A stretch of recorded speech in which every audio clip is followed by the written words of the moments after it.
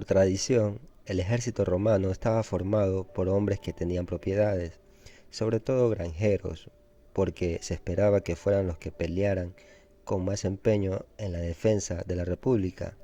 Pero con el paso de los siglos y a medida que Roma fue expandiéndose, era necesario agregar el estipendio como paga anual, percibida como una especie de compensación. Esto pasó desde la era republicana hasta finales del Imperio Romano. Ahora, ¿por qué decidieron pagarle a los soldados que eran de origen plebeyo? Lo que sucede es que al principio las legiones romanas, como mencioné, estaban formadas por hacendados y ellos sufrieron una serie de fracasos debido a la incapacidad de los aristócratas para dirigir los asuntos militares, por lo que causaron un gran número de bajas en las filas. Un ejemplo destacado fue cuando el cónsul Quinto Cecilio fue enviado a derrotar al rey Yugurta de África. Si bien no perdió ningún ejército tras 2 años de guerra, todavía no había logrado la victoria total. Cayo Mario, uno de sus legados, solicitó a Cecilio que le liberase de su deber para poder volver a Roma y presentarse al consulado, y cuando Mario se convirtió en cónsul, se le encargó concluir la guerra contra Yugurta, pero él se encontró con la sorpresa de que no tenía ejército. Así que Cayo Mario, para solventar este problema, introdujo una serie de reformas, y la más importante fue la inclusión de las personas sin tierras ni propiedades, es decir, que los ciudadanos reclutados eran pobres, los cuales no tenían capacidad de comprar su propio armamento, pero Mario hizo que el Estado les suministrara el equipamiento militar. Aparte de eso, Mario les dio la oportunidad de ganar dinero mediante los saqueos en campaña, y también hizo que el Estado le pagara a los plebeyos como soldados profesionales. Obviamente la plebe, que tenía muy poca esperanza de incrementar su estatus, enseguida empezó a apuntarse al nuevo ejército de Mario, y gracias a estas reformas, Mario logró varios objetivos. En primer lugar, consiguió reclutar suficientes hombres en un periodo de crisis y de amenazas externas para Roma. En segundo lugar, solventó un grave problema económico que existía en Roma.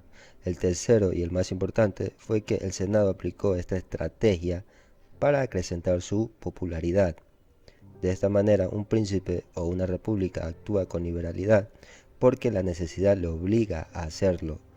Pero en este caso se finge liberalidad, ya que lo que quería la nobleza y el Senado era alistar suficientes hombres que provenían de las clases más humildes para seguir expandiéndose territorialmente, mantener su poder y así también cobrar más impuestos, ya que ese equipamiento militar no caía del cielo. Luego pasamos al capítulo 52, donde primero nos da a entender que hay formas menos escandalosas para expulsar o reprimir la insolencia de algún poderoso, en este caso los Medici, con Soderini. Soderini llegó al poder favoreciendo a la colectividad, pero en secreto ayudaba a los Medici. Los enemigos de Soderini hicieron todo acto de desórdenes para expulsarlo de Florencia, pero para evitar este tipo de revuelta, lo más conveniente, menciona Maquiavelo, era simplemente bloquear las vías de acceso mediante un tribunal para acusarlo de traidor, ya que era motivo suficiente para evitar desastres dentro de la República. Después menciona que las personas con ambición deben ser prevenidas, pero para ser prevenidas se debe realizar una cuidadosa reflexión, es decir, que hay que considerar que a veces existe el peligro de que oponerse a ellos resulte contraproducente. De esta manera es indispensable aprender a distinguir entre aquellos que cooperan y aquellos que no lo hacen. Como ejemplo, menciona que Cicerón juzgó mal a Octavio cuando lo envió contra Marco Antonio, creyendo que el nombre de César alejaría a los soldados de Antonio. Entonces la gente tiene tendencia a confundir los nombres con las cosas, pero Cicerón se equivocó al pensar que Octavio se uniría a los aristócratas, pero en eso prefirió aumentar su propio poder, aliándose con otra figura popular, que era Marco Antonio. De esta manera los jóvenes nobles se corrompen fácil y rápidamente al compartir los beneficios de la tiranía. Luego Maquiavelo afirma que la mitad de la plebe romana quería emigrar a la ciudad conquistada de los bellenses, pero el Senado dijo que no, y se protegió de la indignación popular, apoyándose en algunos ciudadanos antiguos y estimados, a quienes la gente reverenciaba y confiaba. ¿Por qué el Senado les dijo que no? Bueno, el pretexto era que los plebeyos estaban ubicando a la ciudad de los veyenses por encima de Roma, y esto daba a entender que estaban abandonando a Rómulo, al Hijo de Dios, Padre y Creador de la ciudad, y esto era como un compromiso sagrado que no debería romperse, lo cual fue motivo suficiente para convencerlos. Ahora, ¿por qué realmente el Senado no permitió que los plebeyos fueran a vivir a esa ciudad? Bueno, primero porque querían repartirse el botín, y entre esas cosas que los vencedores arrebatan a los vencidos, Marco Furio Camilo se llevó la estatua de Juno Regina, la cual fue trasladada a Roma y también instalada en un templo llamado Aventino. Después de eso, el pueblo se volvió insolente porque quería una parte del botín, pero ese botín realmente era para los senadores, y cuando los plebeyos provocaban disturbios en donde exigían la riqueza de esa ciudad conquistada, simplemente se le mostraba a alguien, y ese alguien era un sabio, en la cual los plebeyos depositaban su fe, y ese mismo sabio les decía que lo que deseaban era malo y que lo otro era bueno, y si el pueblo no tenía fe en nadie, necesariamente se arruinaba. De esta manera Dante Alighieri menciona en su obra El Convivio que el pueblo muchas veces grita viva su muerte y muera su vida, diciendo que los hombres que lo gritan son ovejas y van a cualquier parte en manada y en obediencia a un pastor. ¿Qué les pone este grito en la boca?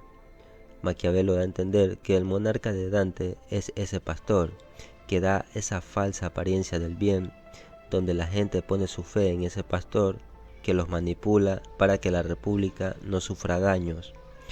Porque, como mencionó Maquiavelo en los capítulos anteriores, el pueblo muchas veces no sabe juzgar bien los asuntos políticos, como por ejemplo el de Fabio Máximo. Este general romano insistió en la demora y la precaución al combatir a los cartagineses durante la Segunda Guerra Púnica. El pueblo creía que era una postura despreciable, y como Fabio no supo convencerles, nombra a Minucio jefe de la caballería para dar batalla a Aníbal. Pero como menciona Maquiavelo, Minucio, Terencio, Varrón y Emilio Paulo fueron derrotados por el cartaginés que estuvo a punto de arruinar a Roma. Otro ejemplo es el de Nicias, un hombre muy serio y prudente que nunca pudo persuadir al pueblo de que no era bueno atacar Sicilia, de modo que cuando se tomó esa resolución contra la voluntad de los sabios, se produjo la ruina de Atenas. Maquiavelo menciona algunos ejemplos similares, pero el mensaje en este capítulo 53 es que cuando el pueblo tiene autoridad en situaciones demasiado arriesgadas y toma una decisión o exige algo y se equivoca, no pasa nada. Pero si un ciudadano se presta para enfrentar las situaciones difíciles y éste falla, el pueblo lo castiga, lo arresta e incluso hasta lo destierra. Es por este motivo que siempre tiene que existir una persona que de alguna manera manipule al pueblo mediante un discurso o una retórica para que tome, digamos, una buena decisión aparente, ¿ya? Para evitar el desastre en un gobierno. Lo mismo se repite en el siguiente capítulo, donde cita un pasaje de la gran epopeya del poeta romano Virgilio en la Eneida. Si aparece un varón pío y grave, por sus méritos todos callan y le escuchan atentos. En apoyo a esa idea principal, el pueblo, dice Maquiavelo, es un fanático de las políticas que prometen victorias fáciles y riquezas repentinas. Por esta razón, la multitud necesita ser revisada porque sus opiniones son un peligro para la República. También menciona que Francesco Soderini defendió a su hermano en un momento donde lo iban a masacrar. Para evitar eso, Francesco se vistió de obispo y supo controlar a la multitud exaltada. Ahora, en el título del capítulo 55, Maquiavelo piensa que las cosas se pueden hacer fácilmente en ciudades donde la multitud no es corrupta, y que el grado de desigualdad económica determina si se puede fundar un principado o una república. Y nos da 3 ejemplos.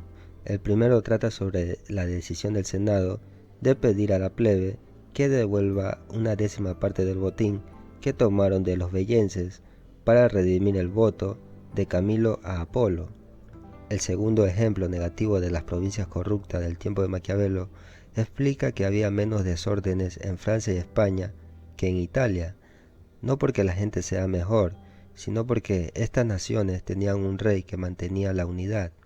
Incluso en su último y mejor ejemplo de los alemanes que pagaban diezmos sin supervisión, observa que si un individuo no contribuía con la cantidad requerida, se reconocía el fraude y se adoptaba otro modo de recaudación. Y el tercer ejemplo trata sobre la Toscana, donde existían 3 repúblicas: Florencia, Siena y Lucca. Estas repúblicas vivían con exceso de ambición y de corrupción, donde el resto de las ciudades se sometían a ellas de muy mala gana. Aquí Maquiavelo vuelve a tocar el tema de la virtud cívica. Donde no existe la bondad, nada bueno puede esperarse. Como mencioné anteriormente, Francia y España carecen por completo de bondad o virtud cívica, pero se puede esperar algo bueno de ellas. Francia era un reino que tenía sus leyes moderadas y además había manejado el tema de la corrupción. Por otra parte, los alemanes eran piadosos, aislados de sus vecinos, contentos de vivir, comer y vestirse con sencillez, e iguales entre sí. Por lo tanto, la libertad abundaba en ellos. Pero lo interesante de este capítulo, en relación con los ejemplos, es que no se aplica a Roma y tampoco explica la virtud de Roma. Al principio se mencionó que los ciudadanos de Roma se dirigieron al frente para saquear la ciudad de los bellenses para comenzar el saqueo. De esta manera, la conquista de los beyes representó una nueva etapa de la expansión y enriquecimiento de Roma. Así, uno no puede ver a Roma con virtud cívica, sino con ciudadanos que estaban movidos por el deseo de obtener ganancias y llegar a ser grandes.